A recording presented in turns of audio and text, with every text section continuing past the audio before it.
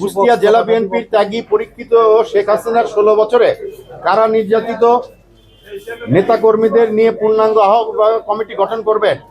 কিন্তু গত 4 নভেম্বর 2024 তারিখে 31 সদস্য বিশিষ্ট একটি আহ্বায়ক কমিটি গঠন করা হয়।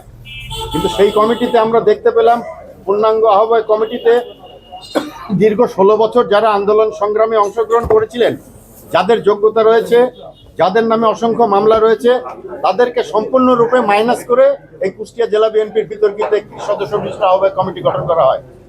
পক্ষান্তরে ওই কমিটিতে যুগ্ম আহ্বায়ক এবং সদস্য পদে যারা স্থান পেয়েছেন, তাদের অধিকাংশই আহ্বায়ক এবং সদস্য সচিবের একান্ত আস্থাভাজন এবং অনুগত, এবং যাদের বিরুদ্ধে আন্দোলন সংগ্রামে বিগত 16 বছরে আন্দোলন সংগ্রামে নিষ্ক্রিয় থাকার ব্যাপক অভিযোগ রয়েছে। এবং বিগত আওয়ামী লীগ সরকারের সময়ে যারা সরকারের সঙ্গে আপোষ করে রাজনীতি করেছেন, তাদেরকেও এই কমিটিতে অধিকাংশ সদস্য এই কমিটিতে অন্তর্ভুক্ত হয়েছে। যার পরিপ্রেক্ষিতে আমরা কুষ্টিয়ার ত্যাগী পরীক্ষিত নেতাকর্মীদের পক্ষ থেকে আমরা একটি প্ল্যাটফর্ম দাঁড় করিয়েছি, এবং সেই প্ল্যাটফর্মের মাধ্যমে আপনারা জানেন, আপনারাও আমাদেরকে সহযোগিতা করেছিলেন। বিগত 4 নভেম্বর আমরা কুষ্টিয়া জেলাতে হাজার হাজার নেতাকর্মীর উপস্থিতিতে ওই বিতর্কিত আহ্বায়ক কমিটি, কুতুবুদ্দিন এবং জাকির সরকারের বিতর্কিত আহ্বায়ক কমিটি বাতিলের দাবিতে আমরা বিক্ষোভ সমাবেশ করেছিলাম। প্রায় 10,000 লোক সেই বিক্ষোভ কর্মসূচিতে অংশগ্রহণ করেছে, এবং তার পরবর্তী পর্যায়ে সেই আন্দোলনের ধারাবাহিকতায় আমরা 17 নভেম্বর 2024 সালে একটি মানববন্ধন কর্মসূচি গ্রহণ করেছিলাম ওই বিতর্কিত আহ্বায়ক কমিটি বাতিলের দাবিতে। ওই মানববন্ধন কর্মসূচিতে আপনারা দেখেছেন জনতার ঢল, বিএনপির আপনার খোকসা থেকে শুরু করে দৌলতপুর পর্যন্ত প্রত্যেকটি থানা, ওয়ার্ড, ইউনিয়ন, জেলা, বিভিন্ন অঙ্গ সংগঠন, এমনকি সাধারণ বিএনপির যারা সমর্থক, সেই সমর্থকরাও কিন্তু রাস্তায় নেমে এসেছিল আমাদের দাবির প্রতি, আমাদের আন্দোলনের প্রতি সংহতি জ্ঞাপন করে।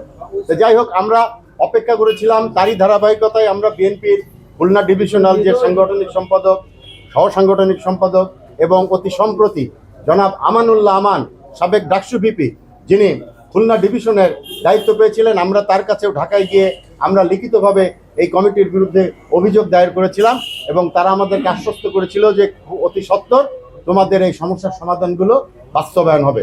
কিন্তু আমরা দেখতে পেলাম অনেক জেলা বিএনপির কমিটির ইতিমধ্যেই অনেক বিভিন্ন জেলার কমিটির অনেক সমস্যার সমাধান করেছে, কিন্তু আমাদের এই কমিটির কুষ্টিয়া জেলার এই সমস্যা কিন্তু রয়ে গেছে। যার পরিপ্রেক্ষিতে আমরা আমাদের দাবি দেওয়া বাস্তবায়নের লক্ষ্যে আমাদের এই চলমান লড়াই এবং সংগ্রামকে ত্বরান্বিত করার জন্য, বেগবান করার জন্য, আমাদের অভীষ্ট লক্ষ্যে পৌঁছানোর জন্য আমরা 3 দিন ব্যাপী নতুন কর্মসূচি ঘোষণা করছি।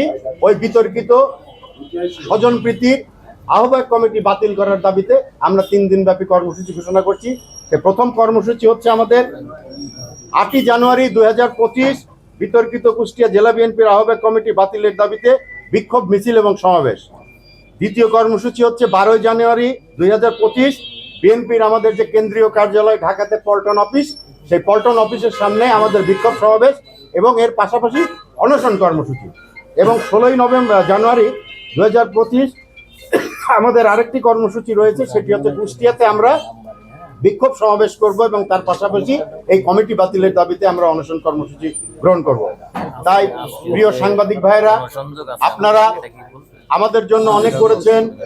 যারা বঞ্চিত, ত্যাগী, শোষিত, কারা নির্যাতিত, বিগত সরকারের সময়ে যারা বিভিন্নভাবে ব্যবসা বাণিজ্যে অবহেলিত হয়েছেন, যারা বাড়িতে ঘুমাতে পারেন নাই, সেই সমস্ত নেতাকর্মীদের বাদ দিয়ে যে কমিটি গঠন করা হয়েছে, সেই আমাদের প্রতি আপনারা যে সহমর্মিতা দেখিয়েছেন, ইতিপূর্বে যে সমস্ত কর্মসূচি আমরা গ্রহণ করেছি এই কমিটি বাতিলের দাবিতে, প্রত্যেকটি কর্মসূচি, প্রত্যেকটি প্রিন্ট মিডিয়া, প্রত্যেকটি ইলেকট্রনিক মিডিয়া এত সুন্দরভাবে আপনারা প্রচার এবং প্রকাশ করেছেন, তার কারণে আমরা আজকের এই ত্যাগী পরীক্ষিত নেতাকর্মী বৃন্দ, we are very grateful to you. এবং আমরা আশা প্রকাশ করব আগামী যে 3 দিনের কর্মসূচি আমাদের রয়েছে, সেই কর্মসূচিগুলো আপনারা সুন্দরভাবে, আমরা সেই কর্মসূচি সফল করার চেষ্টা করবো ইনশাল্লাহ। এবং সেই কর্মসূচিগুলো আমরা আপনারা সাংবাদিক ভাইয়েরা আমাদের দাবির প্রতি সংহতি জ্ঞাপন করে, আস্থা জ্ঞাপন করে আপনারা এই কর্মসূচিগুলো মিডিয়াতে প্রকাশ এবং প্রচারের ব্যবস্থা করবেন।